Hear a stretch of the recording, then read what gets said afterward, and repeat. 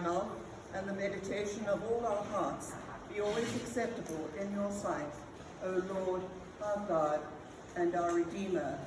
Amen. Amen. While it was still dark. It's a good thing that both John and Luke's account of the empty tomb are sermons in themselves, because whilst we are resurrection people, one has to admit that we live in a dislocated world. Wherever we look, there is chaos and mayhem. We are now almost 50 days into the Ukraine war, and the world leaders seem to be biting their nails but doing very little else. In South Africa, we've just lost about 400 people to the floods in KwaZulu-Natal, and still counting. And thousands more have lost their homes and livelihoods.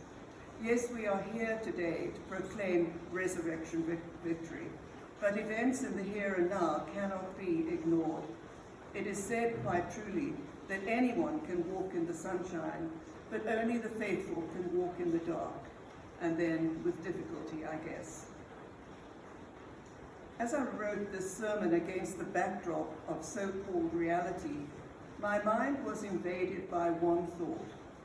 God is preparing you, plural, you, for more. God is preparing you, us, for more. And it's coupled with a phrase that has invaded my mind for a long time, and that is that you were born, again it's plural, you, us, were born for a time such as this. And my friends, St. John's Gospel begins with the words, "In the beginning was the Word, and the Word was with God, and the Word was God." Today we read about the empty tomb, a new beginning perhaps, despite the worldly chaos around us. You see, it's all very well having faith, but that should be a given for those who accept Jesus Christ as their Lord and Savior.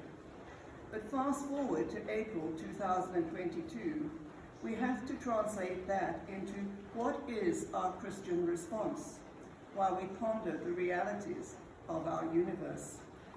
We can't have the nice, comfortable words without entering the danger zones of reality. If you think back to Easter last year, we were almost submerged by the effects of COVID, and our churches were closed. This year, that has thankfully changed, but only to be replaced by other disasters. It is true that the only thing certain in life is change.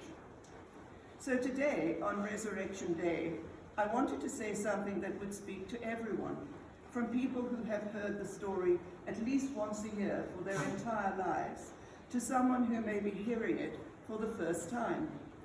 I wondered what words I could use that would convey the profundity of the resurrection on a day when most of us are distracted, not only by what is going on in our world, but also by more mundane trappings, new clothes, new shoes, Easter egg hunts, or the ham that needs to be put in the oven as soon as you get home. More importantly, I wondered what words of hope could be spoken to those for whom today is just like any other day, another day of dealing with the same old problems that never seemed to be resolved. As all these things were going through my mind, I read the text for this morning, and then I stopped. Here was this beautiful Easter story, but try as I might, I couldn't get past the first sentence. I read, "Early in the morning, on the first day of the week, while it was still dark, Mary Magdalene came to the tomb and saw that the stone had been moved away." And then I stopped. I tried to read on to get to the meat of the message, the discovery of the empty tomb, the confusion of Mary and the disciples, the angels, the gardener, Mary's realization that Jesus was not dead, but had risen from the grave. But I was struck by one phrase, "whilst it was dark." So, as I believe I'm a strong believer, I asked myself why God kept thwarting my progress at that point. And then it dawned upon me, the darkness that John was talking about was not just the physical darkness we experienced before sunrise, but it was spiritual darkness as well. You see, on that first Easter morning, things looked very bleak for Mary Magdalene.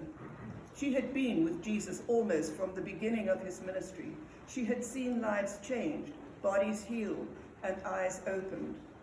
But on Friday, just a few days before, Jesus had been crucified.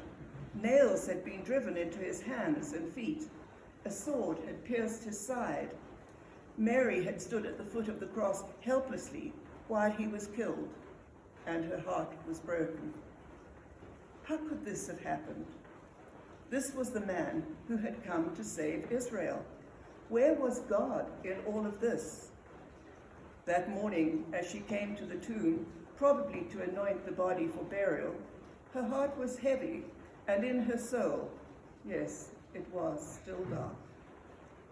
Mary was probably wondering, what will I do now? Peter and the other disciples could surely go back to their old lives again, fishing, tax collecting, and just being with their families. But what about Mary? Remember, Mary is the woman from whom Jesus cast out 7 demons. She didn't have a life she wanted to go back to. More importantly, what was she going to do without Jesus, her friend and Savior, and the work they had been doing together? Sadness, disappointment, and emptiness consumed her. Her soul languished in spiritual darkness. Many of us can probably relate to Mary because we have all had days. We have all had days when our dreams seem to fall in shambles around our feet. Our children go astray. Our marriage is crumbling. We get made redundant. Or, God forbid, the test that comes back from the lab is positive. And we ask, why me, Lord? My life was going so well, and now this darkness. My friends, what we must all understand is that it's easy to believe while everything is all sunlight and happiness, but difficult to believe while it is still dark. It's easy to believe that God is for us when life is good, but when it turns sour, the natural inclination is to feel rejected, guilty, or abandoned. Anyone can walk in the sunshine, but only the faithful can walk in the dark. But the fact is, no one experiences only sunshine. And I would remind you that all sunshine with no dark clouds to make rain produces a desert, not a garden. But back to that morning in the garden at the tomb, Mary believed in Jesus with her whole heart, yet she had not thought it would end this way. But all was not as it seemed, because even though it was still dark, Jesus had already risen. How do we know this? Because the tomb was empty. God's plan for Mary's life was still moving forward. She just couldn't see it. And this is exactly what happened to Mary that first Easter morning. All was not as it seemed, and figuratively, the fog lifted when Jesus called her by name. Sorrow turned into joy. Defeat turned into victory. Darkness was overcome by light. Mary had a new lease on life. And it's the same for us when we stumble through periods of spiritual darkness. Jesus is there, whether we can see him or not. God's plan for our lives is still moving forward. It's just there are times when we can't see it, if only we believe. We have been resurrected. Where, O death, is your victory? Where, O death, is your sting? So today, if you are in one of those spiritually dark places, and we all are at one time or another, I want you to know that there is hope. And remember the first verse of our text today, because we know that while it was still dark, Jesus had already risen. Jesus was there with Mary in the darkness that first Easter morning. The tomb was empty. The sun had risen. Death had been defeated. It no longer had or has the last word. It did not for Mary, and it does not for us. John the Apostle knew this, so he gave us these words of hope at the beginning of his gospel. The light shines in the darkness, and the darkness did not overcome it. The Lord has risen. The Lord has risen indeed. Hallelujah. Amen. Amen.